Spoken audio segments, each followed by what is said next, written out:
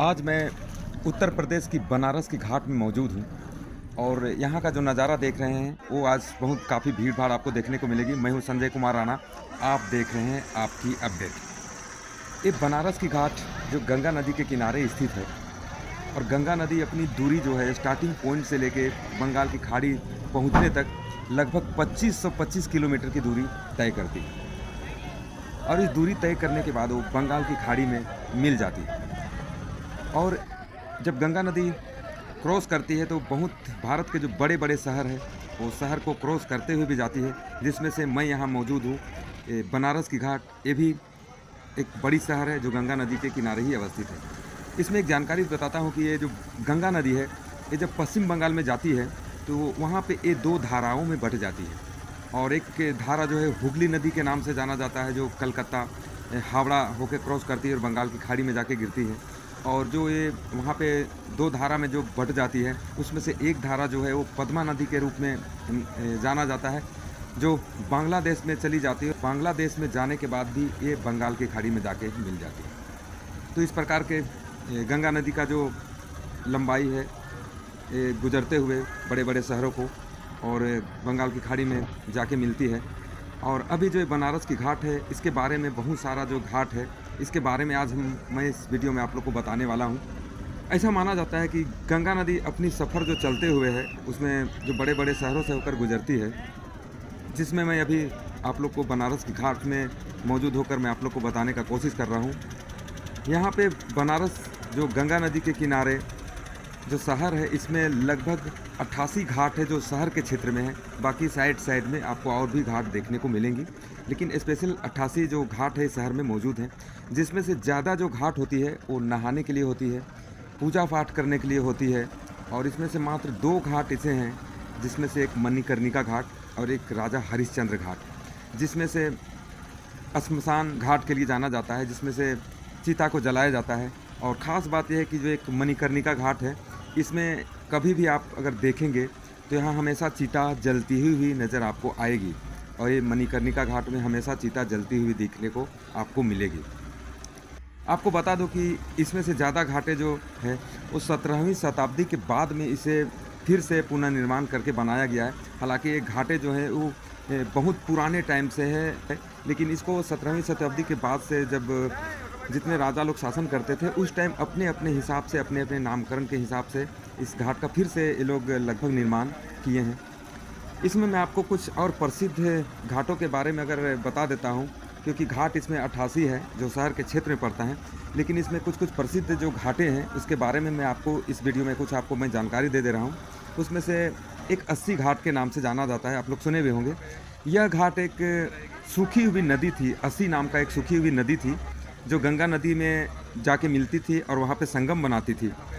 इस घाट में आपको काशी खंड का स्कंद पुराण का भी उल्लेख इस घाट में आप लोग को देखने को मिलेगी। अगर इस घाट में आप लोग जाते हैं तो बिल्कुल स्कंद पुराण का जो सिस्टम है वो आपको यहाँ उल्लेख मिलता है। क्योंकि बनारस अगर कभी आते हैं बहुत पतली पतली आपको गली मिलेगी, उसी गली से आपको घाट पहुँचने का जो है उसी रोड से आपको गुजरना पड़ेगा। लेकिन ये जो घाट है 80 घाट, तो शहर का जो सबसे चौड़ी आप रोड बोल सकते हैं या फिर घाट बोल सकते हैं, तो यही जो चौड़ी रोड है इसी से आप इस 80 घाट में आप पहुंच सकते हैं। बाकी बात लगभग आपको सब पतली पतली ही नज़र आएगी।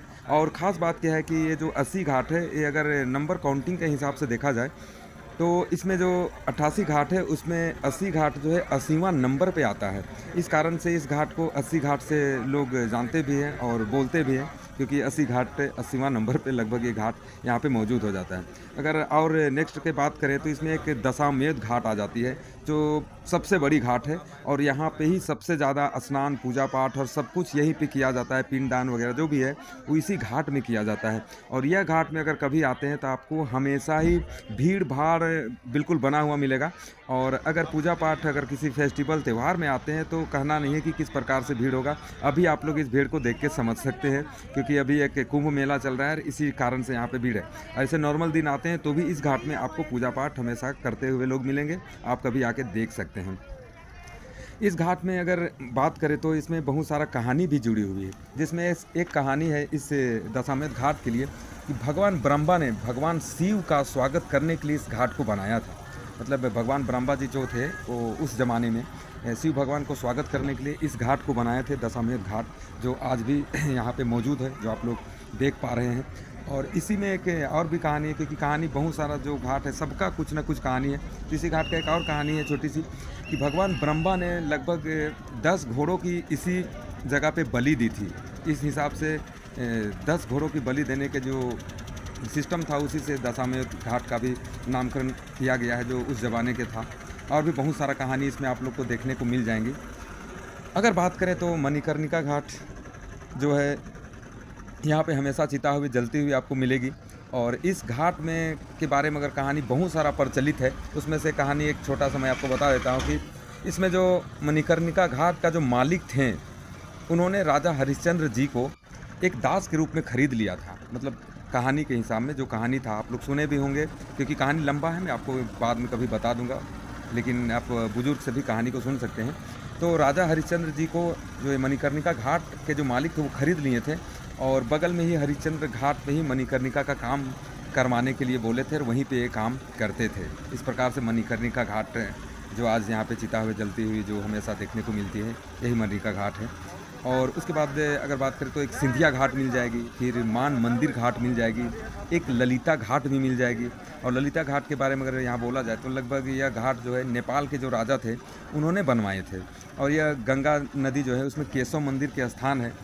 और ये जो मंदिर जो आपको केशव मंदिर जो यहाँ पे ललिता घाट में मिलेगी, ये मंदिर स्पेशली आपको काठमांडू से, नेपाल के जो थे राजा वो काठमांडू, तो काठमांडू के शैली में ही ये बनाया गया है। और यहाँ पे जो आप मंदिर अगर आप देखेंगे कभी आते हैं तो ये लकड़ी का मंदिर यहाँ पे बनाया गया है।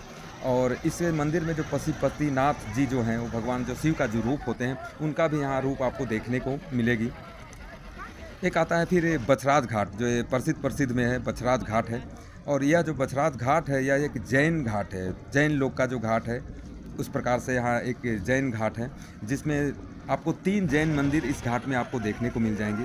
और यहाँ जो ये बछराज घाट है, वो जैन महाराज जो थे वो इस घाट को बनाए थे अपने शासनकाल में। कभी भी इसे याद नहीं है, लेकिन ये जैन जो थे, जैन महाराज जी इसी घाट को बनवाए थे, इसीलिए उनका हिसाब से नामकरण आज से भी चालू है। लोग इसी प्रकार से इनको जानते भी हैं।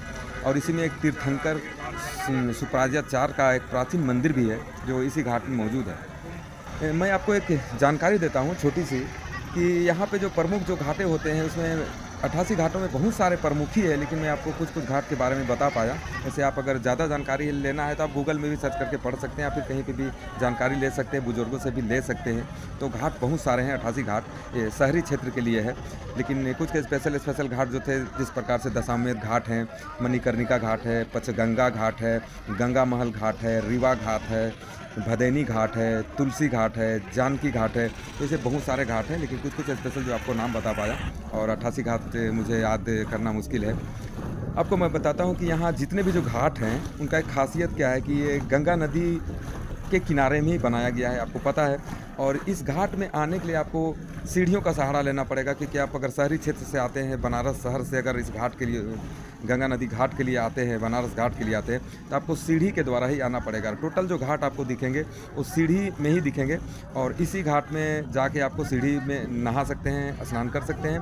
और पानी बरसात के दिन में काफ़ी ऊपर हो जाता है, तो सीढ़ी बाय सीढ़ी बहुत ऊंचा नीचा है, आप ऊपर में ही नहा सकते हैं, नीचे मतलब पानी का लेवल से आप किसी जगह भी आप स्नान कर सकते हैं।